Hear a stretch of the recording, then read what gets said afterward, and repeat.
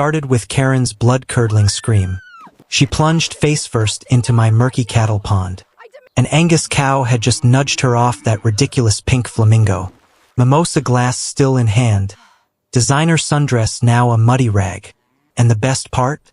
She had no idea I opened the gate on purpose. 2 days earlier, luxury cars lined my back trail. I thought lost delivery drivers at first. Then I heard laughter, splashing, and upbeat music. My private pond had become Karen's personal resort. Giant inflatable animals bobbed in the water like cheap props. A fake tiki bar sat on my dock like it belonged there. White folding chairs ringed the bank with sun-hatted ladies fanning themselves. Karen spotted me instantly.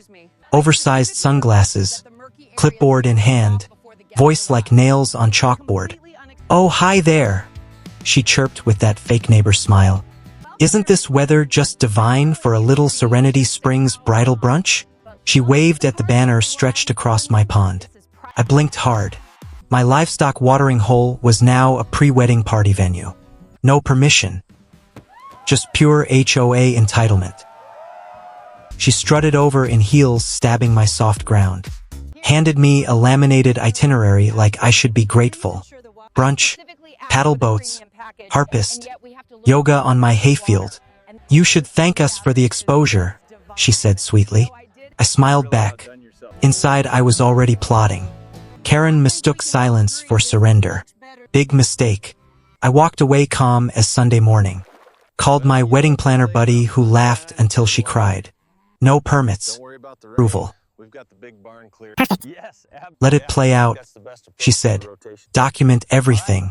Then let the cows do the talking." For the next 36 hours, they transformed my land. Portable toilets, fairy lights on my trees, fabric on my silo. Plastic barriers around the pasture like that would stop my herd. My old bull just chewed cud and stared like he was personally insulted. Sunday morning arrived smelling of hairspray and entitlement. Karen grabbed the megaphone.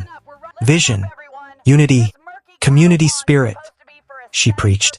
I quietly unlatched the pasture gate. "No drama. Metallic Creek." The cows saw the opening. They smelled the fancy food. They strolled down like fluffy tanks on a divine mission. First cow sniffed a peacock float, then stepped right in. Others followed, mooing happily. A guest screamed as a steer licked sunscreen off her beach bag. Another woman tried saving her mimosa from a curious calf. Karen spun around red-faced. "Control your animals," she shrieked. I stepped forward in front of every soaked guest. "Ma'am, this is my land, my pond, my cows," I said politely. "You're the one trespassing." She dialed 911 screaming, "Cow attack." The deputy who showed up fought hard not to laugh. Her clipboard was now algae-covered thanks to one playful splash.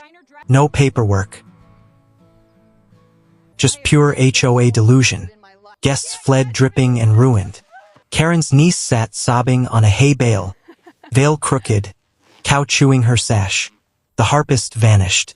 Yoga instructor hid behind a tipped buffet. Karen kept yelling lawsuits. I leaned on the fence sipping coffee. Sometimes the best revenge isn't yelling. It's cows, chaos, and letting nature RSVP. But Karen never learned. 3 days later, a drone buzzed my herd. Then came the noise pollution complaints. Methane clouds, ground vibrations, environmental biohazard. She even attached a dramatic drone clip of a bull taking a dump. A nuisance officer showed up with a thin smile. My cousin Dallas from USDA arrived in uniform. Neat logs, water tests, certified practices. Inspector left muttering about wasted gas. Karen went door to door with cow-free zone petitions. Photoshopped cows stealing pool toys. I smiled. If she wanted a public fight, I'd give her one. Local news anchor Ethan owed me a favor. Farmer fights back. Cows versus Karens aired that night. Social media exploded. Her own niece posted a TikTok laughing about the chaotic brunch. Donations rolled in. I threw moo at the moon right by the pond. Kids hugged calves. Teens took selfies. Even the mayor showed up. Karen lurked in the dark with binoculars. Next day, she sent a certified threat letter. My lawyer forwarded it straight to the state AG board. Karen got an official warning instead. She tried one last stunt, buying the lot next door for a viewing pavilion. I bought it first for a steak dinner. Erected a sign, "Private property.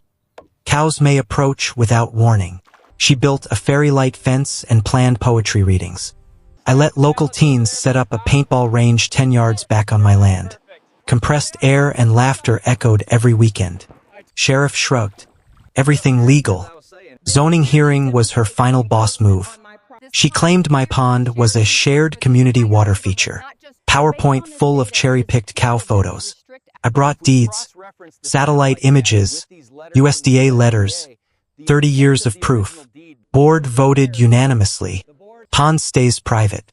Karen stays defeated. Weeks later, her house went up for sale. Peaceful neighborhood with pond views. Photo conveniently cropped out my mural. Paintball flags, and smiling cows. Rumor said she moved to a gated community with zero livestock. I sat on my porch that final evening. String lights still glowed. Cows grazed quietly by the water. One gave the faded flamingo a gentle nudge. It spun slow circles under the moon. Sometimes petty tyrants with clipboards forget one simple truth. You can fake rules. You can fake community spirit. But you can't fake belonging on land that remembers every step. And my cows? They always knew exactly where they belonged.